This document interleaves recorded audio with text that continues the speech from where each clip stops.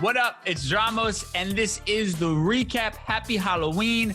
I wish I could say I had like a special Halloween episode for you, but let's be real. Halloween is just kind of like it's a bit of a dud this year. So nothing special planned in regards to that. But of course, I have a great show for you today. Our girl B. Marie, as per usual, killing it each and every weekday via our IG Live doing LATV mornings. So I'll be hitting some of the stories that she did this week. Of course, I'm going to have a very special guest on, as I do every week. This week, man, I'm excited. It's my guy, one of my actual friends in real life, Radamiz, who's not only one of my favorite artists, but also just like one of my favorite people to kind of hear speak on things. One of my favorite people whose brain I like to pick. Him and I actually have a podcast together called First Generation Talks. So I'm really excited to kind of get his take on some of the stories from this last week. Before he hops on, though, I quickly just want to touch on the election. I'm going to make this quick because Radamiz and I can talk for literally hours. So I want to give us as much time as possible. But of course, Election Day is on Tuesday, so we're really only a few days away. But outside of just this specific election, I was listening to a podcast called Latina USA, and it really brought up some startling just figures, facts, and numbers that made me incredibly disappointed in our community. So get this. So this particular election, there are 32 million Latinos eligible to vote, and that's actually a record. But the research is saying that in key battleground states, let's say like Florida's battleground state, Pennsylvania, they're saying that 57% of those eligible Latino voters are not going to cast ballots. That means more than half of eligible Latino voters will not be showing up to even, cast a ballot and make their voice heard. That's disgusting. We have to do better as a community. I know, of course, there are so many people out there who say, oh, well, my vote doesn't count. Nothing ever changes. Well, guess what? Nothing changes because we don't speak loud enough. Nothing changes because we don't actually take action. Look at historically the Latino vote out numbers. The voter turnout numbers for Latinos have been absolutely terrible. We are lower than whites. We are lower than African Americans. We are lower than Asians. And one thing that this podcast brought up that I found very just fascinating, scary, all at the same time was the fact that campaigns base how much time they're going to spend focusing on a certain group based upon their likelihood that that group will vote, or it's called a propensity score. So in order for these candidates and their campaigns to deem a group or voter worthy of their attention, they must score higher than 70 on this score. Generally speaking, Latinos score less than that, meaning they do not feel that it is a priority to speak to us. They do not feel that it is a priority to sit there and make our communities a prime focus of their campaigns and their policies and their plans for this country. And that's a problem. There are so many issues that affect our community, whether it's immigration or things like if you're Puerto Rican, we're talking about statehood or independence for Puerto Rico and hurricane relief and the economic relief needed for Puerto Rico. All these different things that affect our community, whether it even be, stateside here talking about communities of color and the general lack of funding that goes into the schools and the crime and how, there needs to be programs for our people to be able to open small businesses and own houses and all these different things that affect us. We will not get our voices heard. We will not be able to propose that policy because they don't care enough about us, because we don't care enough about ourselves. We are not showing up when it counts to make these people take notice of us and make these people have to listen to our views, our ideas, and more importantly, our needs. So I just challenge anybody watching this that might fall into that 57%, or if you have a family member, a loved one, a friend, whatever the case would be, somebody that you know who falls into that, I challenge you to either, think harder for yourself and push yourself to want better, or to push those people around you to want better and make them aware of the fact that them sitting at home and not participating in making their vote heard, their voice heard, is affecting all of us. So if you don't do it for yourself, do it for all of us. The idea that we are not being spoken to because we are choosing not to take any action, we're just sitting at home and praying for the best, that is unacceptable. And I challenge our entire community to do better as a whole. We need to do better. And I hope that, man, after this election, in 4 years, we can really correct these issues that we're seeing right now when it comes to our community and our willingness, unfortunately, to allow a lack of representation to happen and allow a lack of, our needs to be met by the people in charge, because we have to take responsibility for ourselves at the end of the day. These voter turnout numbers are just absolutely terrible, and there's no other way to spin it, man. And I hate to get negative. I'm gonna bring on my guy Radamiz right now to hopefully brighten things up a little bit, because I know that was a little bit heavy, but listen, it's a harsh truth, and we as a community just need to do better. Now, help me break down other stories outside of that, hopefully ones that maybe are just a little bit more uplifting. My guest today is a rapper, poet, author, of course, a podcaster with me. His latest EP, Synonyms of Strength, is out everywhere right now. My guy, Radamiz, how we doing, bro? Peace, bro. We here. We are blessed, alive, and amazing. You know what I mean? Yes. We both out here doing things we love, man. It's beautiful to see. I always say my bro, but you're genuinely my bro. You know what I'm saying? Like you and I actually consider you a friend in real life. So it's nice to get to connect on this, man. Yeah, man. I think that's how you want everything to kind of be ideally. You know what I mean? You rock with the people you work with. So, that's definitely a blessing right there. Absolutely, bro. So, I mean, we've both been doing our thing this year. You especially got a bunch of projects to drop, so we'll get into that in just a little bit. But if you're cool, I want to break down a couple stories from this week and kind of get your take on them. Let's do it. All right, dope. So, I mean, let's start the music space, of course. I mean, we're both big fans of hip hop. Kid Cudi announced this week, Man on the Moon 3, that it is it's coming out for the fans. I mean, I want to kind of talk a little bit about why he means so much. You know what I mean? I feel like for me personally, he was one of the first rappers that I saw being super vulnerable just about like mental health and then also being able to balance it out talking about, just loving women and regular rapper shit, but he balanced it all out, I mean, for you, what do you kind of think is what makes Cudi so special in this space? Well, honestly, you just said it. I think a lot of the times the game looks at authenticity sometimes, or vulnerability emotionally, as you either do it or you do it.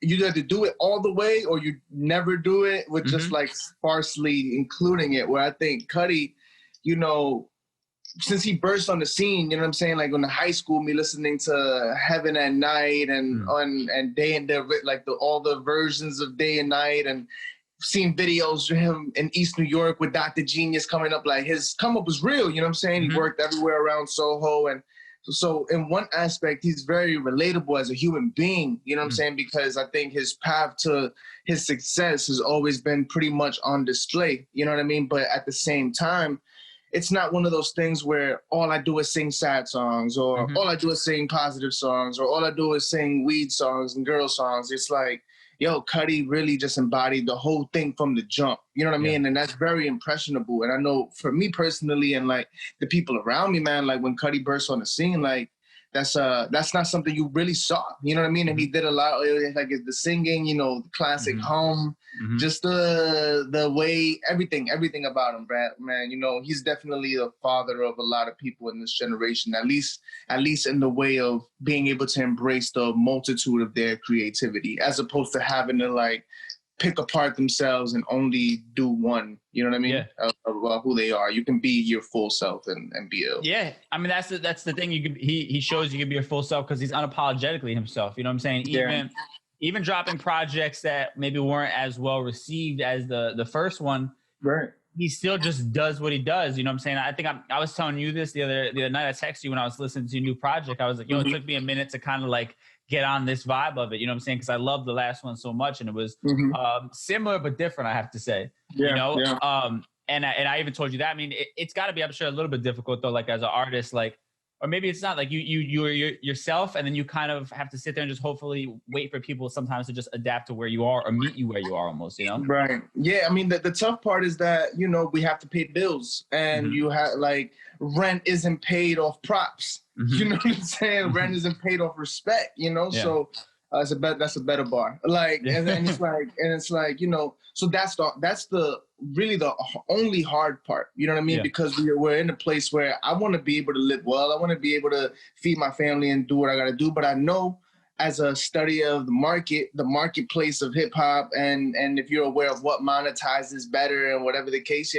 I know I'm not necessarily always making music that adheres to that, especially specifically with the last project, even though I feel like Goya and Early Burgers to Bugatti can like adhere to that a bit more. But I just feel like, but it's iller when you love what you're making. There's a certain sense of freedom and the response is like priceless and just the actual creation of itself. You feel like you're actually doing something good for the world. You know what I mean? Even if it is only one person at one time and you're betting on the long run. You know what I mean? I'm not in this game, and I've never since a teenager, I've never thought about it like, what can I do to get on as fast as possible? It was always, what can I do to be the best artist I can be? You know what I'm saying? And let me just roll the dice for long, because I want to be an artist for the entirety of my life, not just a flash, So Kid Cudi's one of those artists where I can see him. I mean, you see him now, bro. He's getting into the podcast, more film stuff, animation stuff. Like, this is beautiful. Travis Scott embraces him. He can still do songs with Eminem. He can still do songs with Andre 3000 and Jaden Smith and whatever. Like, Kid Cudi's obviously, Kid Cudi's one of those artists that, I can see him existing forever, bro. You know what I mean? Because of that, he follows his heart. So yeah, exactly. I think it found your heart, man. We all share similar emotions, similar experiences to a degree, right? So I mean, sometimes even when you put out a project, like when I first heard it, I might not have been in the same headspace as you when you made it. And then now I got there and now I'm like, oh shit, like I really appreciate what he's saying. I really appreciate this, content that he's putting out there right now. You know what I'm saying? And I think that's sort of, you have to have patience and also have, the supreme confidence in yourself that like, I'm doing what's right. I'm doing something that's real. And eventually people are going to catch on to it. They're going to feel it and it's going to hit them at the right time. Whenever that time is, it might not be right now, but at some point. Yeah, man. I mean, and simply put, I'm not always in the mindset that I am in real life as to my music. Like, I'm not necessarily feeling like I'm blessed pace all the time, like slow. Like sometimes the I'm blessed is joy. It's turned up. You know what I mean? Right, like, like you get the lively records and the braggadocio feeling like that's the thing about music. It's a capsule of like human emotion. You know what I mean? So you kind of have to allow life to progress naturally and just hope, the biggest honor you can give, the biggest honor a fan can have towards an artist's music is even when they first listen to it, and if they don't like it or resonate with it, they're like, you know what? Let me understand this artist's headspace, or maybe I'm bugging. Maybe I'm not in the right place to check this out yet. So I'm going to just save it, copy whatever, put it to the side, and let me revisit later and get the vision, because that's what I do. You know what I'm saying? If anything, I always look for what mood am I in for certain types of music to make more sense in that mood than previous. So, Yeah, no, that's definitely a great point. I mean, all right, so let's also talk about, people, I guess kind of putting themselves out there. I mean, it seems like hip hop has been super in the news lately with some of the political stances we've been seeing. A lot of people. We got Lil Pump endorsing Trump, which I guess to me is like a throwaway. I never thought much of Lil Pump, but the one that hurt was Lil Wayne, man.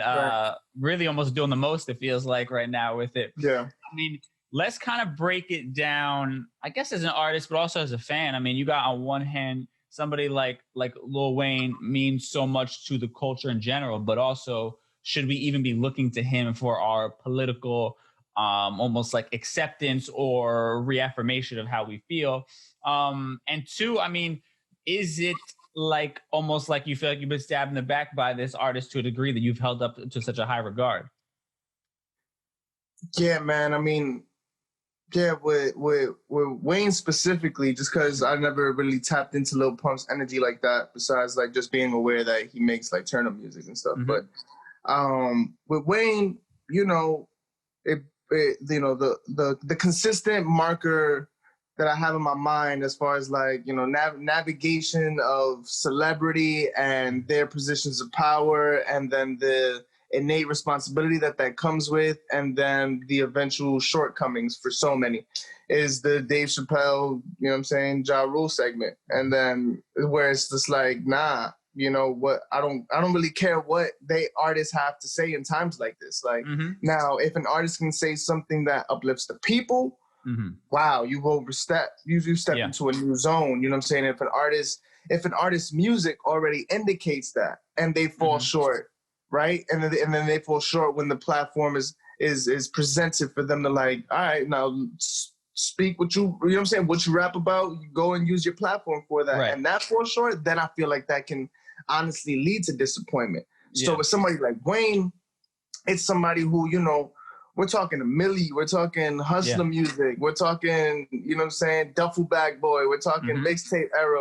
Like that's what's feeding, you know what I'm saying, like me as an artist. That's what's fueling me coming up. Like watching the Joel Santana, Young Jeezy, Lil Wayne stuff. None of that stuff has ever been political, right? Yeah, none of the stuff has ever been political. None of his content has ever made it seem like he has the answers to cure the world. Obviously he's saved many a life, you know what I mean? Because he's also a very transparent artist, you know what I'm saying? But not in the sense of for the world, for politics, for the community, for having the answers. It's more so just like self-involved, you know what I'm saying? Which has its downfalls and has good points. And so with something like that, you know, it's not even the Trump thing. It's a culmination of things, you know what I'm saying? It's like the Trump thing because you're emotionally unintelligent about where we generally are as a community, even though you're allowed to think what you want to think. But then it's paired with, you know what I'm saying? I know he doesn't listen to a lot of music, he's unaware of a lot of artists. You know what I'm saying? He thought 21 Savage was a group of 21 rappers. You know what I'm saying? He had that news interview where he just walked out and pulled the red flag on Shorty, like, yo.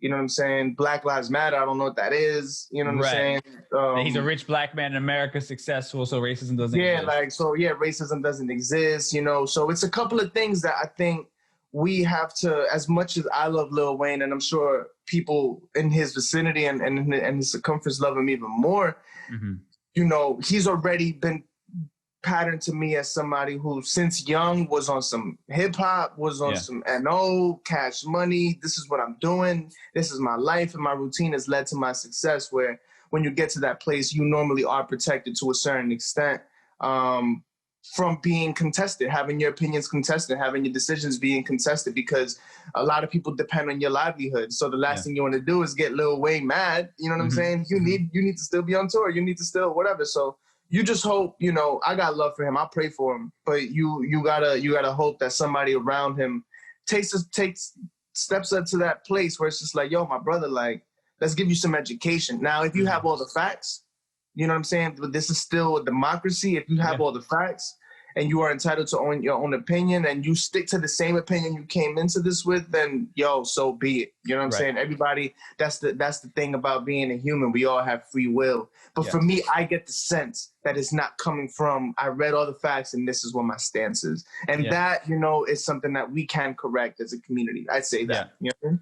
Not sure. I mean, I think at the end of the day, it's tough because these people have gigantic platforms. We hold them up to a certain regard because we're fans, right? Yeah. But at the same time, it's no different. You got people in your life that are just not informed on certain topics. And I wouldn't be heartbroken if they said some shit, because the reality is I don't look to them for that. I kind of know that they really are just like a headline reader at the end of the day. And there is not going to be much depth on certain topics with those people. And I think we got to keep in mind these people, regardless if they're our heroes, regardless if they've made art that we love, that we relate to, they are flawed individuals and they don't know everything. You know what I'm saying? That's what it comes down to at the end of the day. Yeah. I mean, and that's the thing. It's inevitable. Like, you want the people who you admire for whatever they're good at to like use their platform for good. But then it's like, well, that's the downfall of celebrity culture. And that's why we shouldn't idolize any celebrity ever. True. Even if their track record is perfect. Yeah. That's why you have that cancel culture thing. It's like, yo, just because you were great 99 times before doesn't mean I can expect you to be great the 100th time. I'd like you to be. Right. But that's also unfair, though. You know what I mean? It's unfair because how much of your homies say something ridiculous? Right. You know what I'm saying? When they're drunk, how much of your homies have political views you don't agree with? How much of the people around you have said things and you're like, yo, wait, hold on. Like, that is not, you know what I'm saying? Like, that is not right. You know what I mean? Yeah. So, I mean, the only thing I would say, though. And vice versa. And then same, like, I'm not always the most equipped person on a specific topic, but I will play to my strengths. And then if I have my weaknesses, yo, like, you know, let me chill on this one, you know? Yeah. I mean, I would say for me, I would be more hurt by the comment that racism isn't real from somebody who is a person of color who grew up in an area of New Orleans that, you know, he grew up in the hood, you know what I'm saying? So that to me should have made this whole thing not a surprise to anybody. But to me, that's the more egregious one, because to me, I find it hard to respect you when you have forgotten your roots and forgotten where you came from so much that, you know, you are just saying, oh, I'm a rich man, so I can't relate to that stuff anymore. When at one point in your life, you could relate to it. So it's tough for me to wrap my brain around how can you just forget that and kind of shun your own people to a degree, you know? Yeah, man. Yo, the mind is a powerful thing, bro. And that's why I say, like, I'm sure he genuinely believes that. And it's gonna take, because of the life and the routine he lives. You know what I'm saying? Like he's like, who's not loving Lil Wayne, bro? Like we know this man's pain from beginning to end. He's been in the game since he was 11. Like we've seen him. So it's that type of information and or at least that type of point of view that most people are going to be engaging with him on a day-to-day basis. And it's just like, yo, we just need him to speak to somebody, you know, who would just put him on some game, and that's it. You know, everybody's allowed to evolve too. So yeah, absolutely. We got to keep in mind everybody's human. So I mean, I wanna tap into a project you just put out your video as well. But real quick, it is Halloween, so I do want to, you know, just kind of get your quick Halloween plans, what that means in this COVID 2020 world that we're living in right now. Anything you got planned? Chill? You're gonna go out with friends? I might have to just be an Indian pose saying Nam Yo Horenge Kyo, just chanting. You know what I'm saying? Like, it's like, what am I do, bro?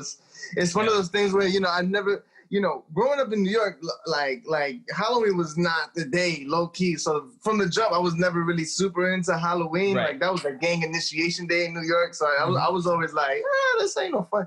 You know what I'm saying? Where I'm from, this is a bad night. You know what I mean? Yeah. But then, you know, obviously you grow up, and then I started getting into it more and more. Like I like actually scaring people at Halloween parties and walking around with my costume earlier than I should, and just like scaring people in the streets. But yeah, man, I think this year, realistically speaking, like I just got to try to find the scariest movies in the crib. You know, if we do have some people over, have it probably be just like, you know, a small amount. And just like try to spend it, I guess, as wholesome as possible, because, you know, this Thanksgiving, Christmas, New Year, all of our holidays have been plagued, you know what I'm saying, to a certain extent this year, you know what I mean? And we just gotta thug it out as a society, as a community, make the most out of the small space we can inhabit, you know what I mean, for these holidays, and not get more people sick, bro. You know what I mean? Nah, facts. I mean, you know what though? What you're saying too is you're also being more mindful of who you're having around, which to a degree is a beautiful thing, because then you're really around the people that are important to you. You know what I'm saying? Like I normally would be working, DJing on Halloween, whatever the case may be. And my mom's birthday falls on Halloween. So now this year, with the fam, you know what I'm saying? We have dinner on her birthday and that kind of thing. And it's a very different kind of, you know, environment than what I'm used to doing in years past. But at the same time, it's also a blessing, you know, to really be able to just tap in and lock in on what's really important and spend that time with those people. You know what I'm saying? Facts. Yo, happy birthday to your mom, man. That's a blessing. Should be watching. She's gonna appreciate this. Listen, bro. I mean, all right, so before you get out of here, I mean, I want you to talk a bit about what you got going on. I mean, I talked about the project you dropped, Synonyms of Strength, which is out everywhere right now. But you just dropped the video this week for I Am Blessed, and which I loved it, dude. It was powerful, bro. I mean, talk to me about the video itself. I mean, there's such a big message in it. Kind of talk about the conceptualization of it, and also just kind of what the meaning behind it is. Yeah, man. I mean, you know, it's one of those things where I've always worked hand in hand with my directors, with my DPs, to come up with just like emotion. I like to go at my videos with having it be emotionally literate. That's how I look at videos. So whether there's a storyboard, whether there's an editing thing that we're going for the entirety of the video, or locations or set or mood, it's always like being emotionally literate, you know, like even if you don't get the video, you feel how you feel, like what the video intends for you to feel. And for this one, it was like, nah, man, I wanted to just write a treatment. So like I wrote the treatment from beginning to end, and it was something that was very dear to me, which is basically the relinquishing of as much of a connection to earthly things, and relinquishing that for like a higher spiritual relationship. You know what I'm saying? Like being, and that doesn't mean I don't like nice things. Like I love jewelry, I love beautiful garments, you know what I'm saying? I get busy, you know what I mean? But make sure you have it in your, like, make sure your priorities are correct. You know what I mean? And for me, it was just super important, especially when you have a record like I Am Blessed, I'm Alive, I'm Amazing. It's like, the point of the record is like, of course, those three things all sound good, but in reality, what I'm saying is, at the bare minimum, just off the fact that I am blessed because I'm alive, and that's amazing. I don't need anything else to validate my blessings. I don't need anything else to validate the goodness of this moment than still being alive. Because from there, that's the most That's it. At the bare minimum, I'm alive. So that means I have power over my situation. So that means I have power to be able to move forward. And that's why I make a record like that. And then that's why the video, you know, came to life. You know, there's a gold pendant at the very scene where I'm being stripped, where it's the initiation of me being stripped of my like earthly possessions. In the visual, I literally lose the most important thing that was on my body then, you know what I mean? Which was a gift that my father gave me maybe 15 years ago with this gold cross and chain where less than 5 times I have walked out of the house without that chain on. Yeah. In my life, you know what I mean? And they got stripped, like literally not the Oliver People shades, not the Burberry blazer, literally the thing that meant the most to me. And, you know, when I told my pop, I was devastated for like that. And then but I never broke scene, and we tried to find it, hired the rented a metal detector the next day, searched for 2 hours. Crazy. It was gone. And my pops just said, man, that sounds like an offering. It sounds like, you know, it was a lot of interesting things were happening, you know what I mean, during the course of the video. And that one was definitely a big moment where I think everybody knew, wow. At the very moment where it's supposed to start is when it happens to you, and it's the thing that's the most important to you. And it just felt like, you know, I'm not on this path alone. Clearly, these actions and these intentions that I'm putting out have viewers. You know what I'm saying? Or there are people paying attention to it. So, yo, man, we just charge it to the highest. And like I said, and like I move, you know, this like I'm a man, bro. I'm a man. And I'm a becoming man. Like I'm still young, but I'm not a baby either. And, you know, when people say they put their life on the line for their art, like I literally put my life on my line for my art. You know, this is all I do. All I do is create, sponsor emails, write records, hustle, be on the phone. You know what I'm saying? Like this is what I look for, the new path. Right. So this work means a lot to me because it's literally what I base my future on. You know what I mean? And whatever the results are, you know, of course we hope things sell. Of course we hope merch sells and concert tickets go up and fame and celebrity and all of that stuff. But if all of that lacks, man, I'm happy that I'm able to dedicate my life to doing what moves my heart at the time. You know what I mean? And I know that it's not always radio friendly tempos and subject matter, but I'm called to do something good, you know what I'm saying? And I love when I'm able to actually do them, which is something like this video. So nah, that's beautiful. It's almost like that. It almost feels like that moment was like a test of like, do you really believe these words that you wrote down and recorded? You know what I'm saying? Yes, bro. It almost like if you were just like writing an idea that you thought was cool, this actually made you have to really believe in that idea. You know what I'm saying? Wholeheartedly.